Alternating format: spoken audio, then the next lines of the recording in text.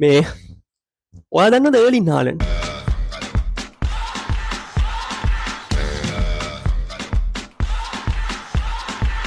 එර්ලින් හාලන්ඩ් කියන්නේ ලෝකෙ මේ වෙද්දින දක්ෂ ස්ට්‍රයිකර් කෙනෙක්.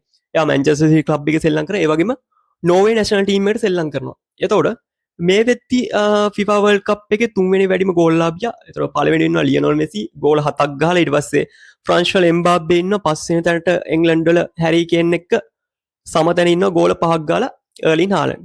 එතකොට දැන් මෙයා වර්ල්ඩ් කප් එකේ යන්නේ ජර්සි වල ඔයා දැක්කද? නම තියෙන්නේ බවුට් හාලන්ඩ්. හරි. බවුට් හාලන්ඩ්.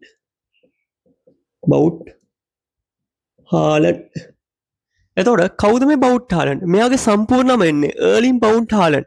එතකොට බවුට් කියන්නේ එයාගේ අම්මගේ වාසකම, හාලන්ඩ් කියන්නේ එයාගේ තාත්තගේ වාසකම. එතකොට අම්මගේ නම එන්නේ ක්‍රේ මාටියා බ්‍රවුට්. ඊට පස්සේ තාත්තගේ එන්නේ ඇල්ෆින් හාලන්ඩ්. හරි. එයාගේ තාත්තත් මේ ෆුට්බෝල් ප්ලේයර් කෙනෙක්. එතකොට හාලන්ඩ් මේ කරලා තියෙන්නේ එයාගේ අම්මගේ තාත්තගේ නම මුළු ලෝකෙම ඉස්සරහා ආඩම්බරෙන් පෙන්නපු එක.